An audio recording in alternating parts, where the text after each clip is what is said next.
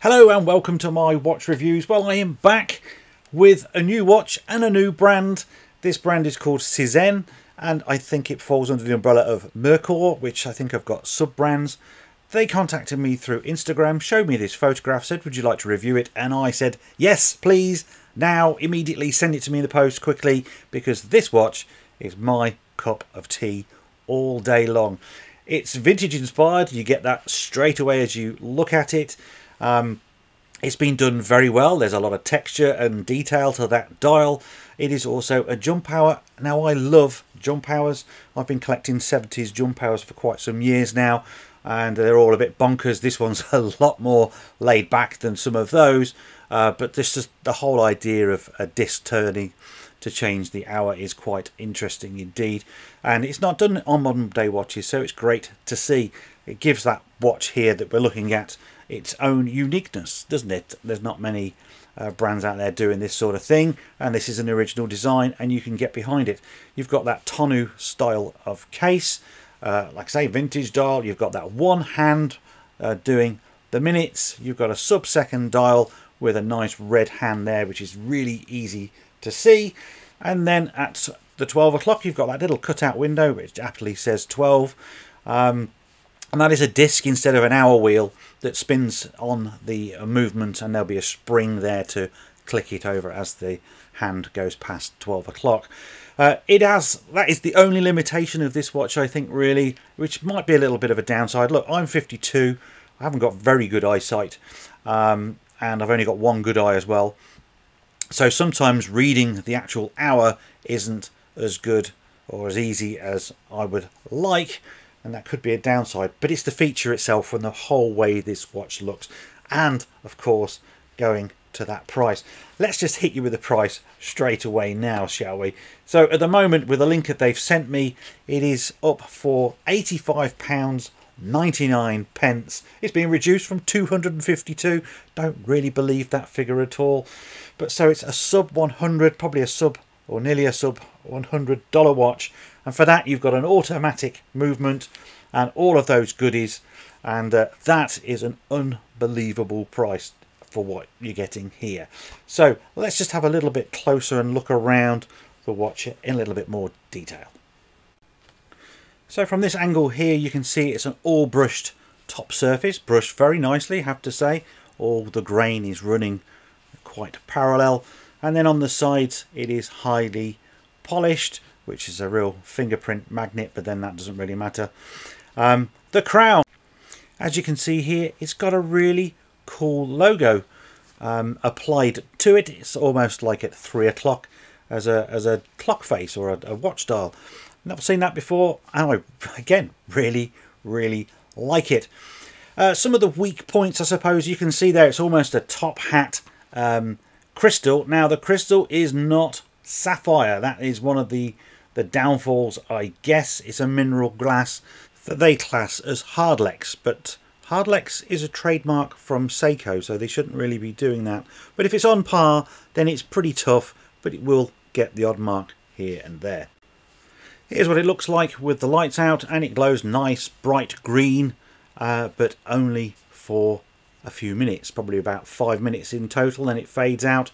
Now I did test it in complete darkness where the camera doesn't pick it up, and it's very faint, so it's probably going to be legible for quite a few hours. Certainly the hand is more than the actual minute markers, but again, it's done on a budget, so I can't criticise it too much. Certainly not the best loom I have ever seen, by a long way actually.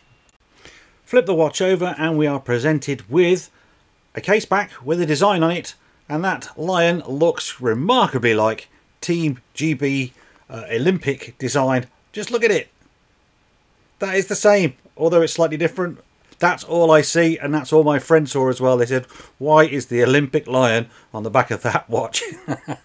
But there you go. It's similar, very similar, but it's a far cry from Team GB, that's for certain.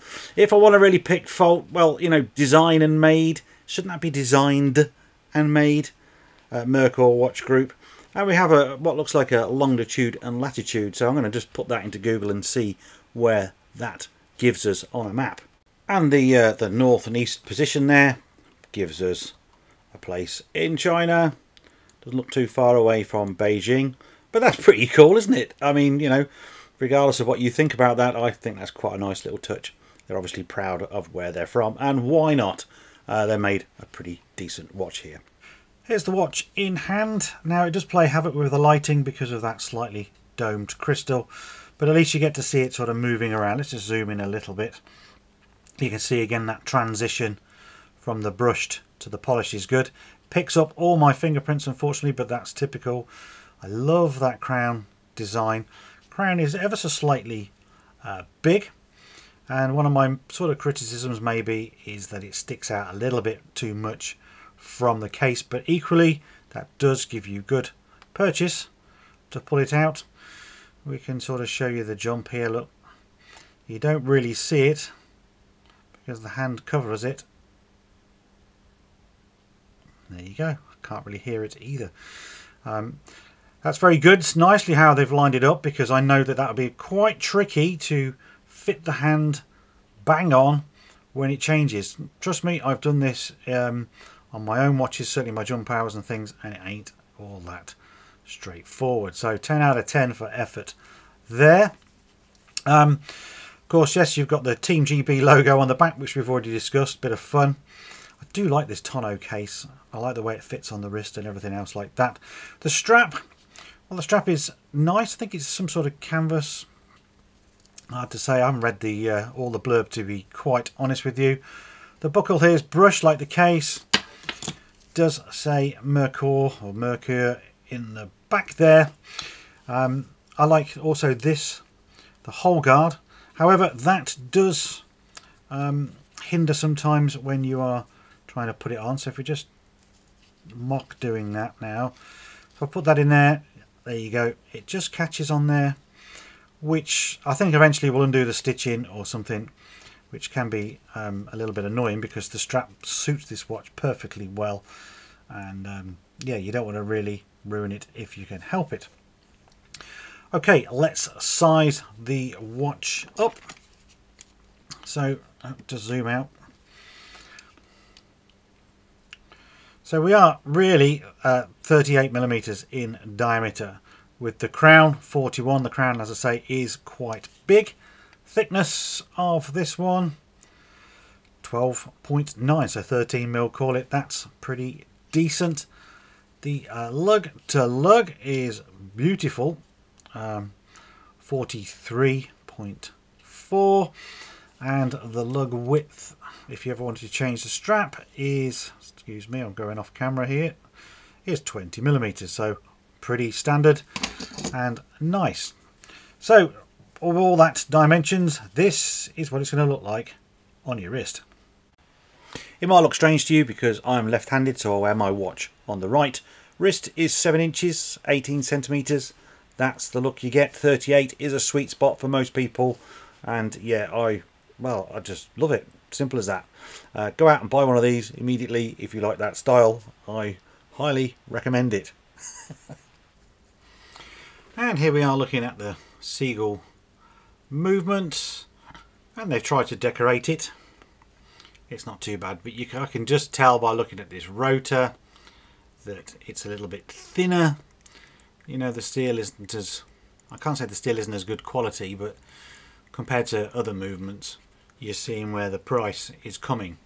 But you know, you've got a regulator with a stud arm that you can move, and a regulator arm. So that's already impressive, because that means you can move the beat error. So they're thinking of all the normal things. Yes, you've got brass wheels, all the rest of it. I think this will do just fine, to be honest with you. This movement, like I say, it's not going to break any records, but it's probably not going to go wrong in a hurry. Seagull do make, I think they're the world's biggest watch movement manufacturer. So yeah, you know, it's not fantastic, but it's good enough. Right, the bit you've all been waiting for. Let's turn it over and look at that dial. Right, the dial. So what are we looking for on the dial? Well, we're just looking at general print quality, making sure everything looks like it's lined up, and you know, again, looking at your price point. So keep in mind, again, this is a sub £100, $100 watch.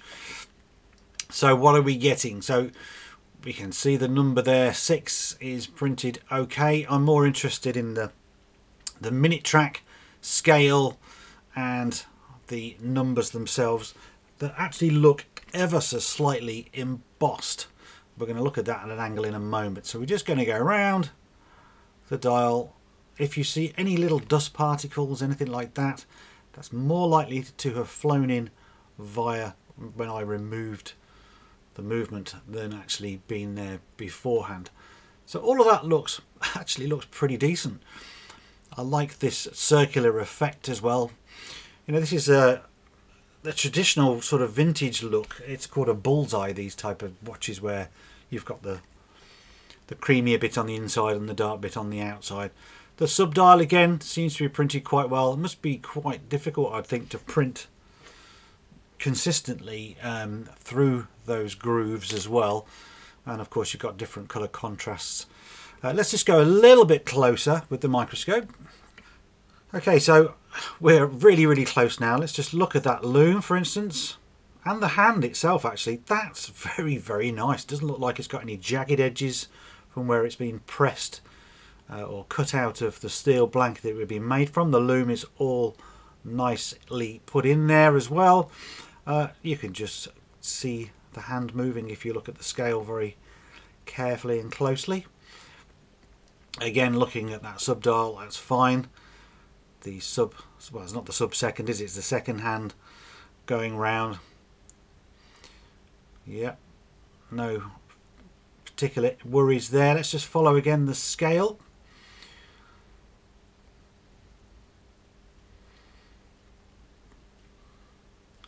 And the 6. The print for their writing's pretty good. The Cezanne or Cezanne, an automatic. It's not in your face, is it? So I can live with that, to be honest with you. Again, let's go around here. So they are ever so slightly embossed. Can I tilt this so you can see? Ever so slightly raised, not by much. Here we are on the time grapher, and it's the Seagull SD17 movement, and well, it's okay. It's not bad at all. The trace really for a watch for sub £100. I think the rate could be improved ever so slightly. It's running a little bit quick, but I'd rather a watch run fast than slow. B-Terra's a bit more than I would like, but honestly, for this sort of budget watch, that is perfectly well. The amplitude as well is pretty good. Just going to test it in positions like this is the crown down position,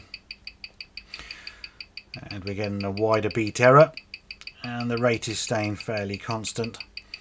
That beat error is quite significantly changed, but again, I can't really knock it. I could sit here and tweak this and bring it into regulation to my standard, but that would be for a completely different video. Here we are at crown up, and you are now seeing that the beat errors got even better. Actually, the rate got better as well. So it's going to be not too great in two positions, but you know, we are not talking chronometer scale here. Dial down, usually the best out of all of them, and that is still reading pretty constant.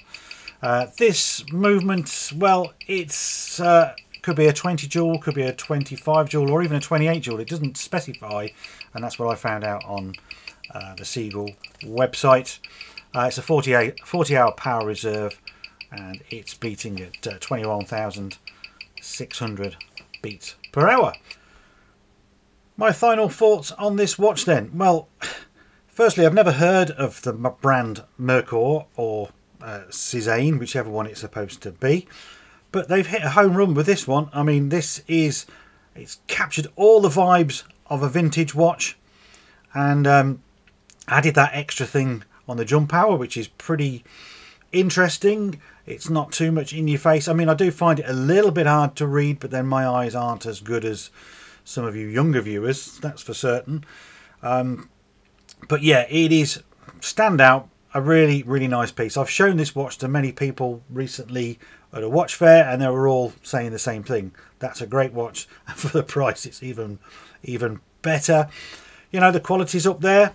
I don't see any problems with it particularly. You know, the little niggle really of the crown perhaps, and you know, that little bit there, but that's neither here nor there, is it? You know, if you like the look of this watch, I suggest you go and buy one. You are not going to go wrong for that money. Okay, don't know too much about the movement, but I would imagine it's going to be okay. I mean, it's interesting really because it has that jump hour thing, and I'd be more interested to rip off the dial actually and see what's underneath and how that mechanism is working. It is essentially going to be on the hour wheel itself within the movement it's spinning around, but how it clicks and what the springs are using to make it click over is what particularly interests me. And it's nice, to be fair, that somebody like Seagull are actually making a movement that can accommodate a jump hour complication, because it is something of yesteryear. It's certainly not a popular thing. So yeah, overall I am really impressed with this watch. It ain't going anywhere. It's going to be staying in my collection, and I'm going to be wearing this quite a lot, I feel, because I'm rather taken with it. Then just to finish it off, this was the packaging it came in. It says Merkur, really interesting camouflage, but this is a really nice travel case. It's really hard. It's got a good zip on it, which is sort of waterproof as well, that you can see. I'm very impressed with the packaging actually. You got a nice little cutout there for the watch. It does come with an absolutely, well, just a mental flipping instruction book. Look at this. I mean, if you don't know how to tell the time and use a watch, why on earth do we need a book that big? But you know, what else we got? I haven't even looked in here. So we've got a polishing cloth and a spring bar tool that you never need because it's got quick release spring bars. So there we go. That is the end of this review for this one. 10 out of 10 for me. There's a link down below should you want to pick one of these up. It is an affiliate link, which does mean that I earn a small commission for any purchases made. So just to make that clear, so you're understanding of that. The camera's now failing me just when I need it the most. So thank you very much for watching this video. I will see you soon in the next one. Bye for now.